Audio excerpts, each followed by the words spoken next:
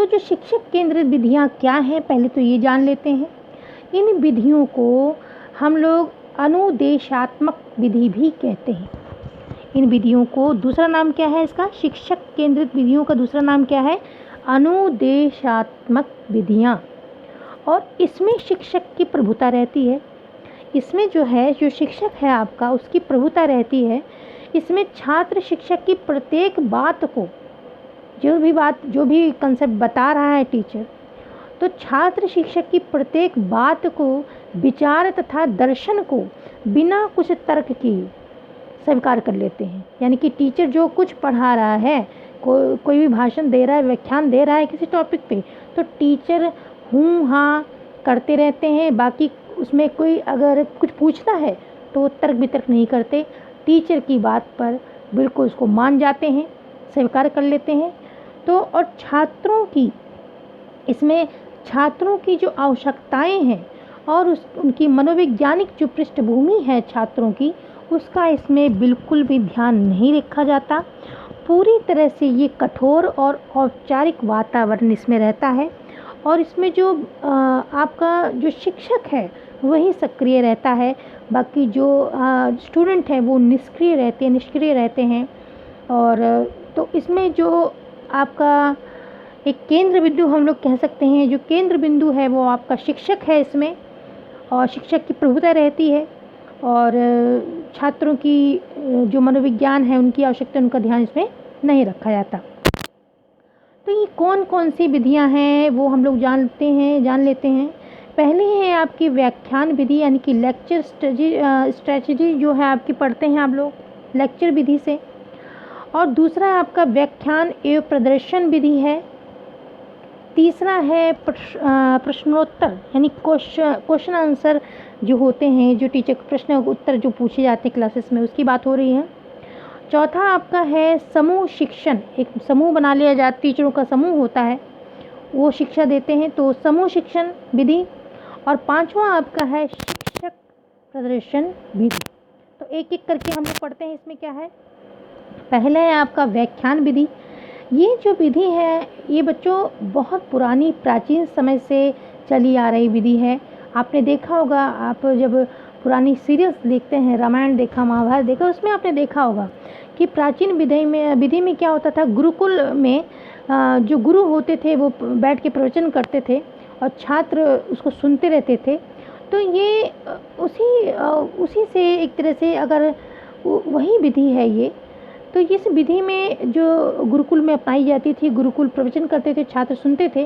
तो शिक्षक इसमें क्या होता था, शिक्षक अगर आज की बात करें तो थोड़ा सा उसमें विकास या थोड़ा सा नवाचार उसमें डाल दिया गया है। शिक्षक इसमें किसी विशेष पर कक्षा में व्याख्यान अर्थात भाषण देता है और छात्र जो हैं वो निष्क्रिय होकर सुनते रहते हैं। ज़्यादातर अगर हम लोग कहें, ज़्यादातर ऐसी विधियां जो उच्च शिक्षण संस्थान, जैसे हम लोग भी, आप लोग बीए किए होंगे, एमए किए होंगे, जब आप लोग लेक्चर लेते हैं तो इसी तरीके से लेक्चर दिया जाता है, उसी की बात हो रही है व्याख्यान विधि।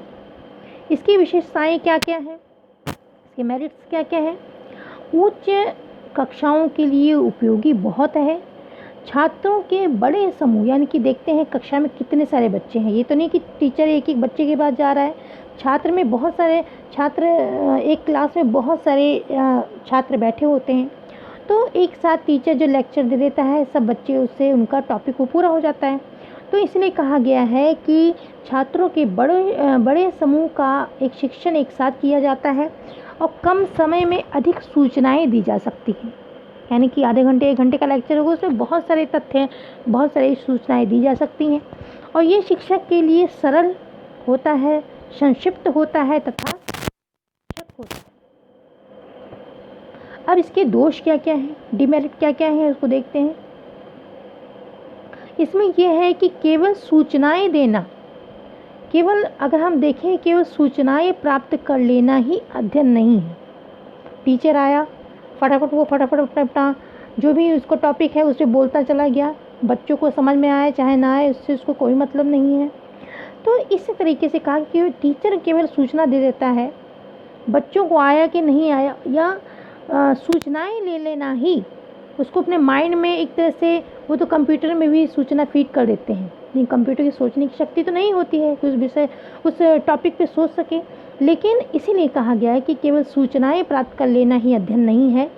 तो इसमें आपकी जो सुनने की शक्ति है, श्रवण इंद्रिय जो है वो ही ज़्यादा उसमें उसका उपयोग होता है, और जो ज्ञान इंद्रिय हम लोगों की हैं उनका उपयोग उसमें नहीं होता है। तो और छात्र इसमें जो है वो निष्क्रिय बैठे रहते हैं। इसमें शिक्षक एक शिक्षक नहीं कि वक्ता बन जाता है, कि एक भी कोई टॉपिक है उसमें बोलता चला जाता है, अपना टाइम ख़त्म हुआ, टॉपिक ख़त्म हुआ, वो चला गया, तो एक वक्ता बन जाता है। और छोटे बच्चों के लिए तो ये उपयोगी बिल्कुल भी नहीं है, क्योंकि उनको एक एक चीज़ें तो समझाई जाती हैं बच्चों को। और यदि छात्रों को कोई बात समझ ना आए तो अन्य बातें व्यर्थ हैं। इसमें यह है कि अगर मान लीजिए कोई भी टॉपिक है, टीचर पढ़ा रहा है, तो उसमें कोई तथ्य उसको समझ नहीं आया और वो टीचर आगे बढ़ता जा रहा है अपना टॉपिक कवर कराने के लिए, तो वो शिक्षा व्यर्थ है, वो ज्ञान व्यर्थ है। उसी की बात यहाँ हो रही है। अब जो दूसरी विधि है आपकी है वो है व्याख्यान विधि एवं प्रदर्शन विधि। इसमें व्याख्यान के साथ साथ प्रदर्शन को भी जोड़ दिया गया है, यानी कि एक तरह से जो टीचर पढ़ाता है तो साथ में उस चीज़ से रिलेटेड एक चार्ट है, आपको चार्ट दिखाएगा, या आपको अगर एक तरह से अगर मैप वाली शिक्षा दे रहा है तो आपको मैप का चार्ट होगा, उससे बताएगा। और जैसे मान लीजिए उससे रिलेटेड कोई और चीज़ें हैं तो वो इंस्ट्रूमेंट दिखाएगा। तो एक तरह से व्याख्यान के साथ जब वो प्रदर्शन विधि यानी कोई भी चीज़ को डेमोन्स्ट्रेट करके दिखाता है तो वो आपको अच्छी तरह से समझ में आती है। तो इस विधि में व्याख्यान के साथ साथ प्रदर्शन विधि का भी सम्मिलित रूप में प्रयोग किया गया है। और इस नीति में यानी कि इस विधि में शिक्षा व्याख्यान के साथ साथ सिद्धांतिक पक्ष को स्पष्ट करता है और शामपट या अथवा अन्य जो सहायक सामग्रियां हैं उनकी मदद लेता है, चित्र है, कथन है, ये सब प्रस्तुत करता है। तो इससे छात्रों को जो विषय सामग्री है वो आसानी से समझाई जा सकती है, और शिक्षक जो है बीच बीच में छात्रों से प्रश्न भी पूछते रहते हैं। और इसमें आपकी कान के साथ साथ आँखें जो हैं वो भी इसमें अपना कार्य करती हैं, यानी कि जो आपकी श्रवण इंद्रिय है या आपकी देखने की जो पावर है या ये सारी ज्ञान इंद्रियां जो हैं वो इसमें सम्मिलित होती हैं। क्योंकि जब बच्चा एक तरह से विजुअल करके भी इसको देख लेता है, दृश्य और जो श्रवण दोनों आपके इसमें एक्टिव रहते हैं, तो बच्चा उस चीज़ को और अच्छी तरह से समझ पाता है। तो इसीलिए अब इसकी विशेषताएं देख लेते हैं। इसकी विशेषताएं हैं कि व्याख्यान नीति या व्याख्यान विधि के सभी दोष जो थे, जो हम लोग अभी इससे पहले पढ़ चुके हैं कि बच्चे निष्क्रिय रहते थे एक तरह से, और तो वो दोष जो है इसमें दूर होते हैं और छात्रों को अधिक स्पष्ट ज्ञान इसमें प्राप्त होता है, क्योंकि वो सुनने के साथ साथ उससे रिलेटेड चीज़ों को भी देखता है। तो वो जब देखता है तो वो चीज़ें उसके माइंड में ज़्यादा स्थायी रहती हैं। छात्रों को अधिक स्पष्ट ज्ञान प्राप्त होता है। प्रदर्शन विधि के जो सभी गुण हैं उसका समावेश होता है। समय शक्ति की भी बचत होती है, क्योंकि जब उसको प्रदर्शन करके दिखाया गया तो उसको अच्छी तरह से समझ में आया था, बार बार समझाने की आवश्यकता नहीं होती, तो समय और शक्ति की भी बचत होती है। और छात्र अधिक रुचि लेकर पढ़ते हैं। जब कोई भी चीज़ है, जब हम उसका चित्र भी दिखाते हैं तो जो छात्र है वो रुचि लेके पढ़ता है और ज़्यादा उसमें इंटरेस्ट उसका जागता है। अब इसके दोष देखते हैं, दोष क्या क्या हैं। इसमें छात्रों को स्वयं जो है उपकरण छूने की, भाई उनको छूने की छूट नहीं दी जाती है। टीचर खुद ही इसको प्रदर्शन करके दिखाता है चित्रों को, और या कोई भी अगर उसको पृथ्वी के बारे में बता रहा है, वर्ल्ड के बारे में बता रहा है, ब्रह्मांड के बारे में बता, कोई भी चीज़ उससे रिलेटेड, तो ग्लोब की उसकी जानकारी दे तो उसको छूने की उसको छूट नहीं होती है। तो छात्रों को स्वयं उपकरणों को स्वतंत्रतापूर्वक प्रयोग करने का अवसर नहीं मिलते हैं। टीचर ही इसको दिखाता है, समझाता है, और आर्थिक दृष्टि से लाभकारी नहीं है, क्योंकि अगर हम लोग शिक्षण सहायक सामग्रियाँ प्रयोग करेंगे या इंस्ट्रूमेंट प्रयोग करेंगे तो उसमें निश्चित रूप से कुछ तो आपका आर्थिक रूप से खर्च करना पड़ेगा, तो इसलिए कहा गया कि आर्थिक दृष्टि से लाभकारी नहीं है। तीसरा आपका है प्रश्नोत्तर विधि। अब जो प्रश्नोत्तर विधि है इसमें ये इसको सुकराती विधि भी कहा जाता है, क्योंकि सुकरात के समय से ही चली आ रही है, उससे पहले भी चली आ रही है। क्या अगर हम ऋषि मुनियों को देखें या गुरुकुल में देखें तो क्या प्रश्नोत्तर नहीं पूछे जाते थे। लेकिन अगर हम वैसे अगर कहें तो सुकराती विधि भी इसको कहते हैं। और सुकरात के अनुसार जो है इसमें 3 सोपान बनाए गए हैं, 3 स्टेप बताए गए हैं। वो कौन कौन से हैं? पहला आपका सोपान है कि प्रश्नों को व्यवस्थित रूप से निर्मित करना। जो आप प्रश्न बना रहे हैं उनको व्यवस्थित रूप से निर्मित करें। दूसरा है उन्हें समुचित रूप से छात्रों के सामने रखना, उनको समुचित रूप से छात्रों के सामने रखना, ताकि नए ज्ञान के लिए उनकी जो उत्सुकता है, उनकी जो जिज्ञासा है वो जागृत हो सके। और तीसरा स्टेप है कि छात्रों के माध्यम से ही उनमें संबंध स्थापित करते हुए नवीन ज्ञान देना। यानी कि कोई भी प्रश्न पूछ रहे हैं या कोई भी उत्तर चाहते हैं तो उसी से रिलेटेड, उसी से संबंधित वो प्रश्न करते जाएंगे और छात्र स्वयं उसका उत्तर दे देंगे। इस तरीके से नवीन ज्ञान उनको प्राप्त हो जाएगा। इसकी विशेषताएं कौन कौन सी हैं? विशेषताएं हैं कि इस प्रश्नोत्तर विधि में छात्र जो है वो पूर्ण रूप से सक्रिय रहता है, एक्टिव रहता है बच्चा बिल्कुल। और प्रशिक्षण संस्थाओं तथा छोटे बच्चों के लिए उपयोगी है। ये बड़े संस्थाओं के लिए भी उपयोगी है और छोटे बच्चों के लिए भी उपयोगी है। यह एक मनोवैज्ञानिक विधि है और छात्रों का विचार तथा चिंतन करने की शक्ति है वो इससे विकसित होती है।